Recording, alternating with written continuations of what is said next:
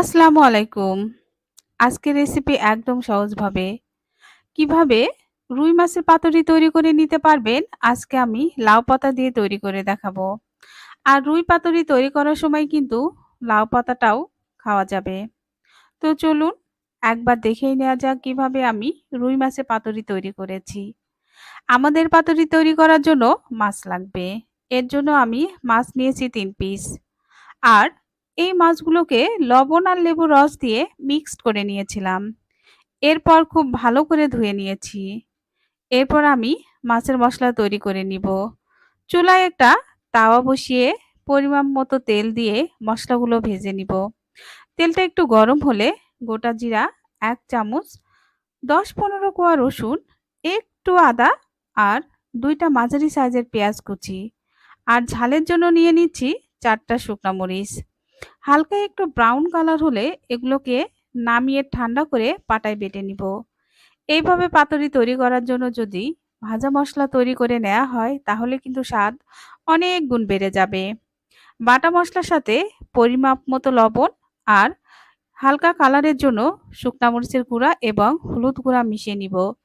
এখন মাছের সঙ্গে এগুলাকে খুব ভালোভাবে মিক্সড করে নিতে হবে। মাছের সঙ্গে মসলা ভালোভাবে মিশিয়ে নিলে ফ্লেভারটা খুব ভালোভাবে আসবে।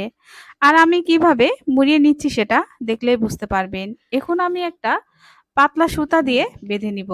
অবশ্যই ভালোভাবে মুড়ে নিতে হবে, নইলে কিন্তু যে মশলাটা ব্যবহার করেছি সেটা বের হয়ে যাবে। আর মাছের পাতুরি তৈরি করার জন্য একটু বড় সাইজের পাতা নেবেন।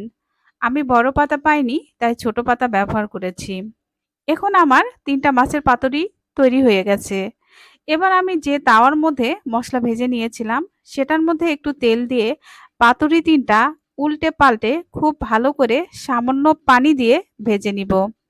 পাতুরিগুলো ভেজে নেওয়ার সময় অবশ্যই খেয়াল রাখতে হবে যেন চুলার আঁচ লো হিটে থাকে। এখন আমি চুলার জাল অফ করে নামিয়ে নিচ্ছি।